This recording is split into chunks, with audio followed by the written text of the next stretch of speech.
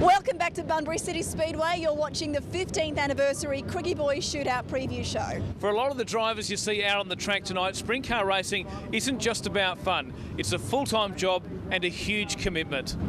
That's right, and some people, like the bloke you're about to meet, spend 365 days a year training and preparing for the races that can earn them the big bucks.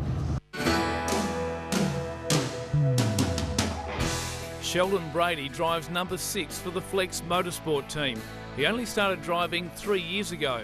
I always wanted to do sprint car racing, had an opportunity later on and started sprint car racing when I was 30 years old. Flex is a family team. Sheldon's brother Nathan drives the number 13 car, but it's a sport the family and the team take very seriously. Their race headquarters is the envy of race teams throughout Australia. Yeah, it's up there. There's a couple more shops around now that are up at this level, but yeah, it's pretty much up there with the best in the country. The team has the best of everything.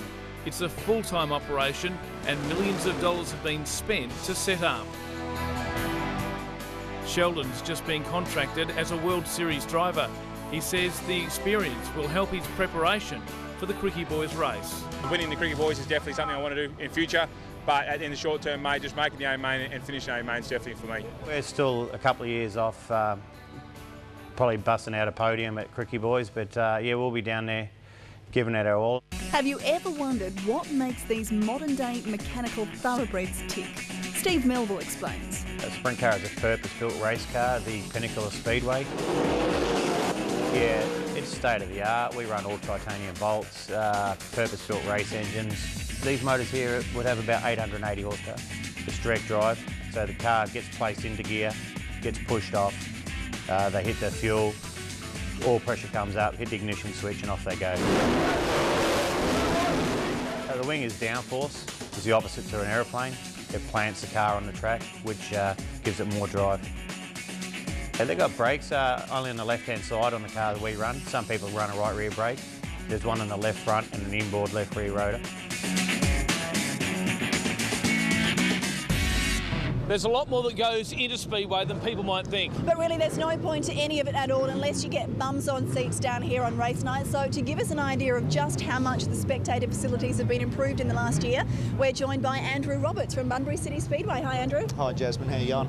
Andrew, just take us through some of the changes that people who attend the Speedway will see this season. Basically we've enhanced the main straight area, that's our main concern. We've spent time on pulling all the old logs out that have been there for about 35 years and basically put brand new limestone seating in there. And then we've got new toilet facilities into both the pit area and the spectator area as well. And then also enhance the canteen facility so we can sort of cut the lines down as well, which is what we're trying, especially on big nights like the Krikke Boys Shootout. It's our premier event, so we need to make sure the patrons can get in and get out fast, and that's what we're aiming to do. And of course, Andrew, maintaining that track is a year-round commitment too, isn't it? Certainly is, and like with a long list of sponsors that we've now got, it is a full-time job looking after these people. And look, we don't always get it right. We're always going to miss out something, but at the same time, it's about giving our sponsors value for money and giving them a venue that they can race at or come to see the races. And I think we're well on our way to doing that.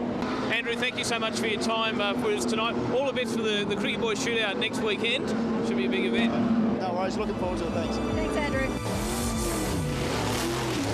Now, this race attracts sprint car drivers from as far away as the United States has done for the last 15 years. Others don't have as far to travel. Monday to Friday, you'll catch Jamie Mayolo on the farm, 30 k's out of Bunbury. Weekends, he swaps his tractor for some serious speed.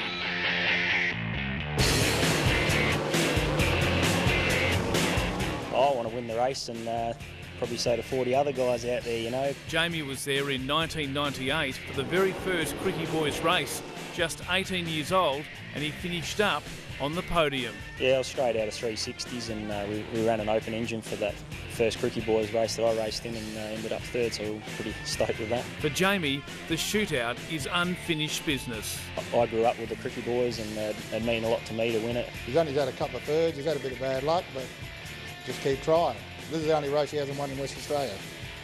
We've had Jeff Murphy on the spanners this year and we've actually tried a couple of been trialling a little bit of stuff different at Bunbury, and the last 2 meetings there have been actually exceptionally fast. Yeah, well, I think the thing is you've got to pace yourself, and Jamie's been doing that and really good. And over the last 7 or 8 years, he's been consistently more like the best driver in the state. It's all about when you get in amongst the pack and in amongst the cars, that's when it's all happening, and she's the big adrenaline rush. We've got the equipment, we've got the driver, hopefully we've got the team to make it all happen, and we just need the luck on the night.